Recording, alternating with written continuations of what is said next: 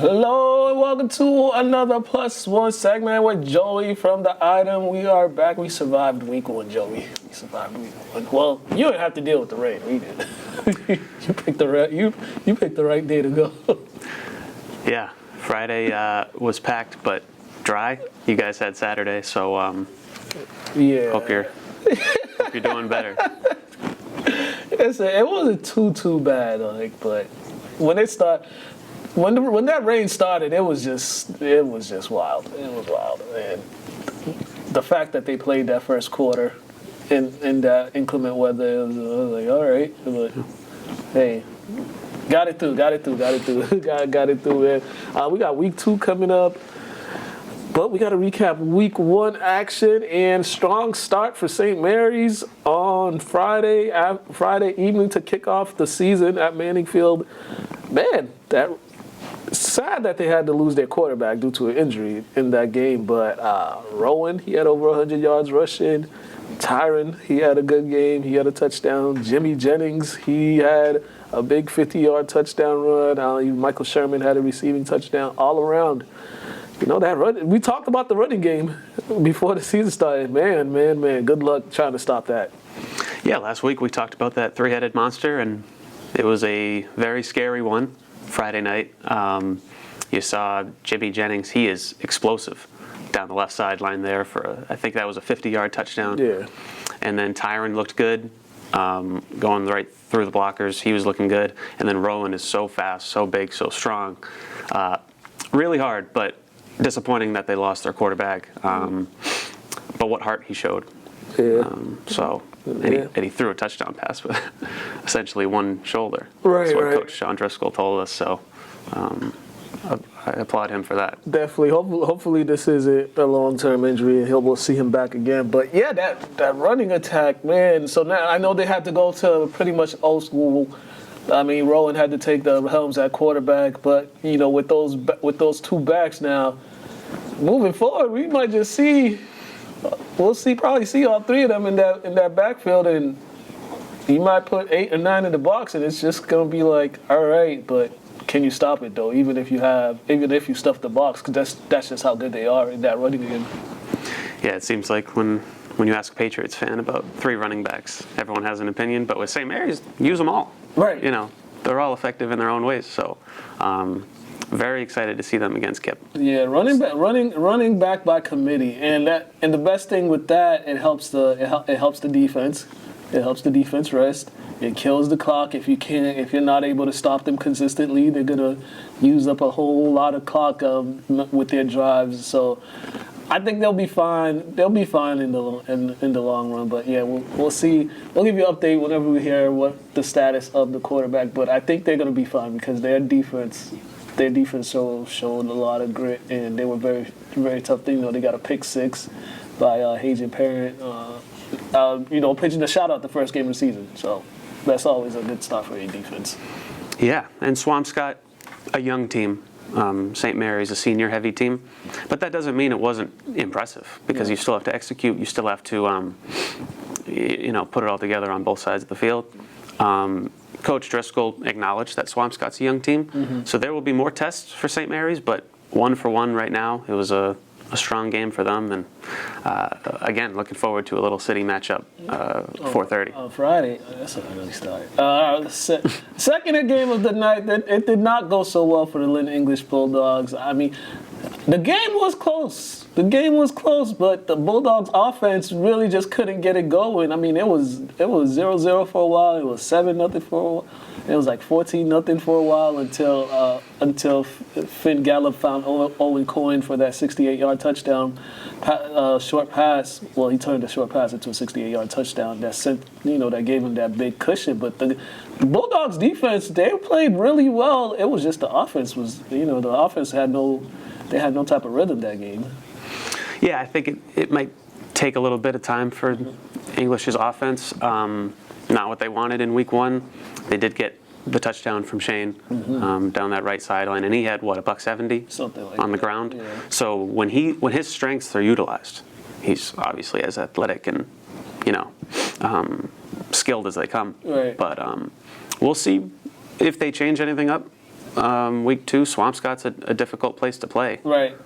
This for the Blydell Cup too coming up too. Yeah, and regardless of how effective Swampscott is as a team, the students always show up to Bloxage Field, and it's a good environment. So I'm excited. Yeah, this matchup is usually always one of those competitive ones because it is a little, border rivalry right there that's been going on for a while. But for English, I think it's just me. I think they got to put in the young guy, Josiah Peralta, at quarterback, and so they could utilize Shane a lot more. I think having Shane at quarterback kind of hampers him a little bit because the defense has more, has more eyes on him, and they have a better strategy into stopping him with him at quarterback. I think his best asset, his athleticism, and I think if throw the young guy in there, have him learn on the fly.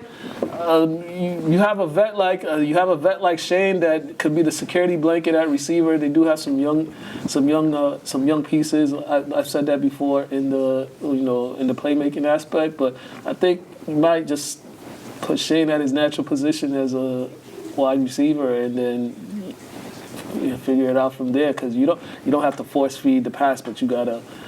You got the running game that could help the young quarterback, and then you could do some things in the passing game. But I just think they throw the young guy in there. Throw the young guy in there. I agree that you don't want to force feed the pass. Whoever starts at quarterback Friday and moving forward, not like you have to hum it down, right, 40 yards. You can utilize these slip screens and traditional screens, and I don't know. I see, part of me agrees with you, and part of me, it was 1 week. Right. But you might be right, and I'm sure everything's on the table. Yeah. Because like you said, it was closer than the score. Right. Yeah, so, So, and if anything, if they do, they don't make this, I don't think they're going to make the switch right now, but you just got to, after week 2, probably got to see. We want to see what was working and make the evaluation and see if that might be a option on the table, is putting Shane back out there receiver and having Josiah, moving forward, be the starting quarterback, and then just let him get that learning process now, because the biggest experience is getting out there and playing. So sitting back and watching is good, but sometimes you just got to get out there and play, and gotta. Trial by fire. But they should be fine against Swampscott, though. Like I said, their defense played really well on Friday. It was just like the offense didn't give them much to keep them afloat. So maybe their offense will pick up Friday, but we know their defense is going to be there throughout the game. But one thing that does concern me about their defense is the linebackers are very small. So if they get a team that really runs the ball, that really want to run the ball, and that could be a little issue, but we'll see what happens. We saw in the last drive of the St. Mary's Swampscott game that Will Bush can run the ball for Swampscott, and he's a hard-nosed runner. Yeah. We'll see how the English run defense does. Right. And then came the rain. And then. Yeah. And then came the rain on Saturday. Lynn Classical Lawrence for the season opener for Coach Brian Smith's team. The tenure for Coach Brian Smith is officially kicked off. Listen, minus the rain minus that rain, it was a really, it was one of those games where you like, this is what you expect from an opening season game, because there were mistakes, there was quarterback, center mishaps, there were turnovers, there were penalties, there was just a lot of errors that you kind of expect during a week 1 game. But the game still managed to go to overtime, and just Lawrence pulled it off. They completed the 2-point conversion, and there it was. That was it. Lawrence is a solid program. We know that because we saw Lynn English struggle against them. What was that, a year or 2 ago? 2 years ago. Lawrence really looked good that night, and they got the job done Saturday. But positives to take away for Classical. At times they looked sharp, they looked, focused, but not the result you want in the end. I know there were some controversial things that happened in the game, but that's going to happen. Yeah.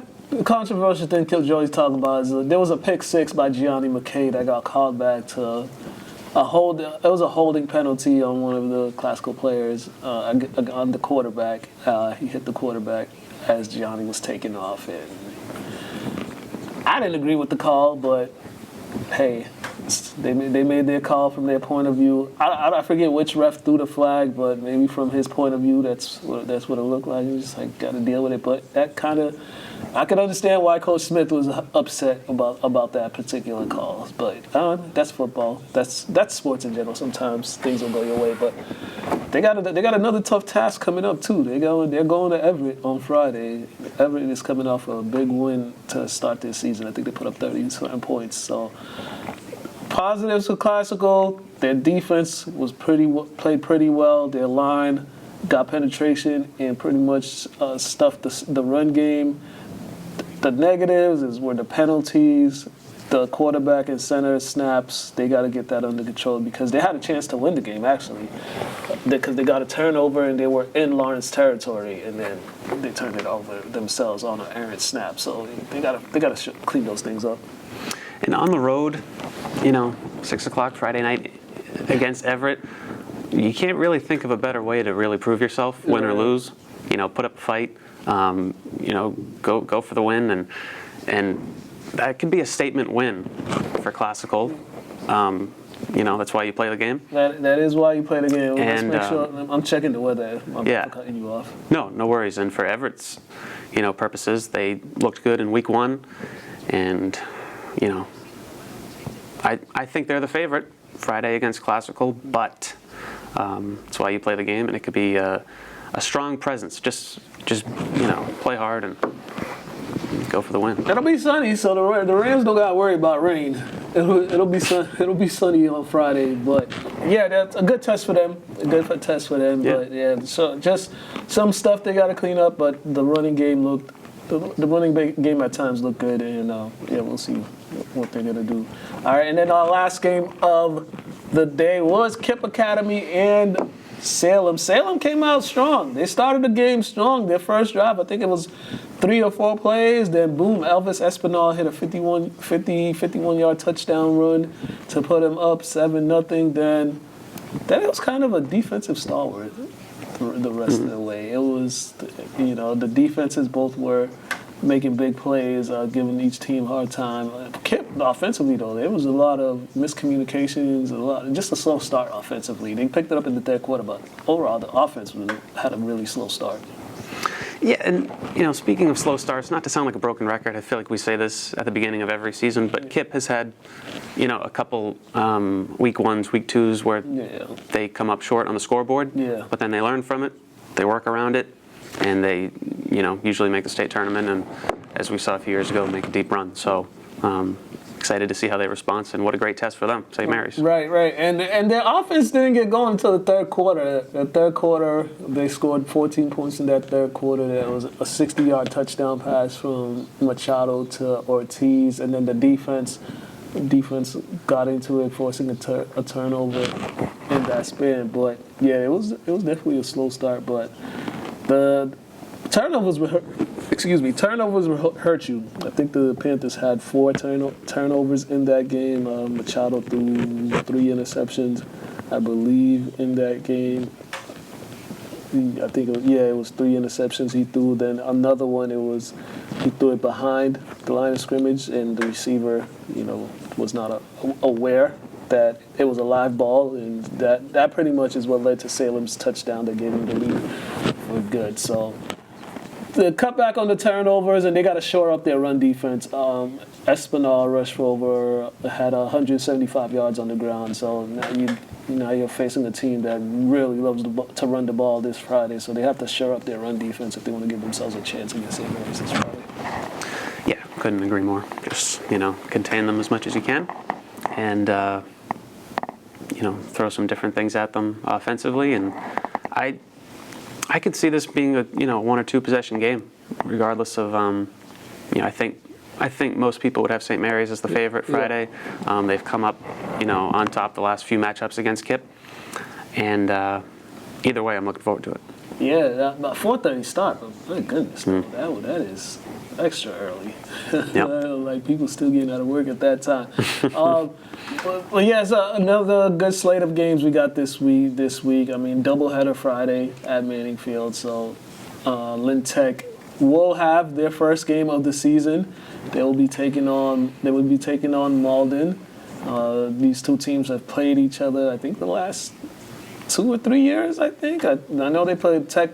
Tech went out there last year and lost by a score. I think Malden came here the year before, if I'm not mistaken, and Tech won that game. So for the Tigers, they got, me and Joey was talking before the show, they got some talent, especially offensively. They got some talent. The running back, I think his name is Anthony Brown. I believe he was hurt last year. I think he played like 1 or 2 games last year, and he had a really good game, like his first game, rushing over 100 yards and stuff. So they're gonna have him back. Jadil Ortega, he's back at quarterback. Colin McHugh. There's a lot of guys on that play. Eddie Lewis Jr. There's some guys on that team that are gonna be playmakers for them. I'm just excited to see how they look this season. Yeah, we know what Ortega is capable of. He's been starter since 8th grade, right? Yes. And when I talked to Coach Runner over the summer, I asked him, who are some players poised to perform? And he pointed to Colin McHugh, a hungry player, someone who's come a long way over the years, in the weight room, on the field, off the field, and he's very excited to see what he can do this year. So looking forward to a good game. A late one, but late good one. But a good home opener for Tech. Last year it didn't go their way. Injuries also played a role for them. Injuries played a role in this season last year. They had some guys that were hurt. I think even Ortega was hurt at some point and missed a few games last season. It's gonna be good. There's a lot of the Tech players are really excited about this season. They feel like they got a good group of guys. The coaches believe that too, and I think too. Yeah, McHugh. Yeah, I agree. He's very talented. I think he's gonna be one of those guys. At the end of the year, we're gonna be talking in discussion for Player of the Year award. So, no better way for the Tigers to kick off their season at home on Friday. We had a lot of standouts from Lynn in week 1.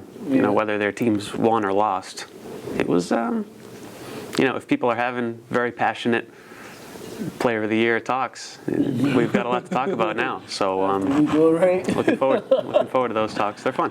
Yeah. While Joey's here, he didn't give his prediction last year, but he's gonna break down the fight. The big fight is this weekend. Crawford, Canelo, Alvarez in Vegas. Man, on Netflix for those that don't know where to watch it. But I mean, what are your thoughts on this fight, and who do you have coming out of this one? I know you wanted to hold off last week, but I mean, what are you gonna be looking at in this when you're watching this fight? Yeah, you were very gracious to give me another week to think about this fight and these two guys, legends already. Neither of them have anything to prove. Right. Crawford 41-0, Canelo 60+ wins.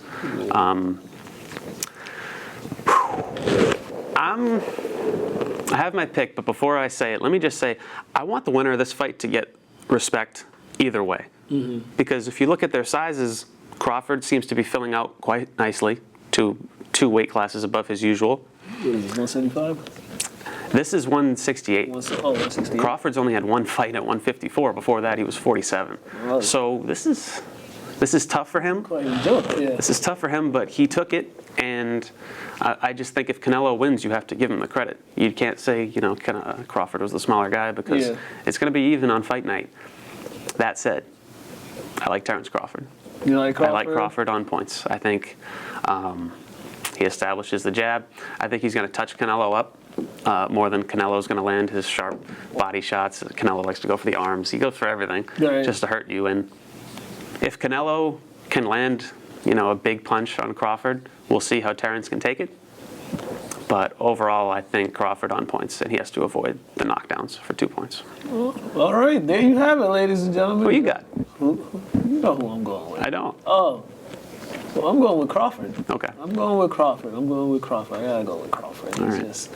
He's just shown throughout the years, like no matter the class, no matter the opponent, he's just gonna step up his game and he's gonna put on his show. So He's given me no reason to pick against him. He hasn't given me a reason to pick against him. So I'm just gonna go with Crawford. I mean, And don't text me the winner, because I'm watching it later. oh yeah, don't worry. I have a commitment, and I'm watching it later than you, so don't text me. Don't worry. Just stay off my social media. I don't even be posting the boxing results like that. So I'll be out watching it. So I'll be with my brothers. So Awesome. yeah. Hope you have a great time. Yeah. I mean, I'm going to Iowa, so. Oh, Yeah, that's what it is. But there you have it, Joey. He said it. You guys are picking your this week's winners tomorrow, or that article's coming out tomorrow? Week 2 predictions will be Friday's paper. On Friday's paper. Maybe they'll be online, Thursday night. But some close picks. Mark Aboyan and myself are in the lead after week 1, and Marie Tobin and Steve Kraus tied for 3rd and 4th. But it's a long season. It's a long season, so some really close games. Our records are going to change because we all are picking different teams this week. Yeah. And other than that, Player of the Week is out. Team of the Week will be out this weekend. And tune in, itemlive.com. Tune in, man. Tune in to the Item Live. People still mad about you. There's people still mad at you guys about Item All-Stars. Football All-Stars from last year. Happens. I don't know. Happens. Yeah, it does. I'm just like, all right. A lot of great players in the area, yeah. Yeah, I mean, people think you guys snubbed some guys, but can't change it now. Hopefully they make it this year. They balling over. Those will be out. I'm looking forward to doing that again. Yeah. Prepare for the backlash once again, no matter what. No matter what. Yeah, it's okay. You're part of the game. That's what we signed up for, right? You guys been watching +1 interview. We out of here.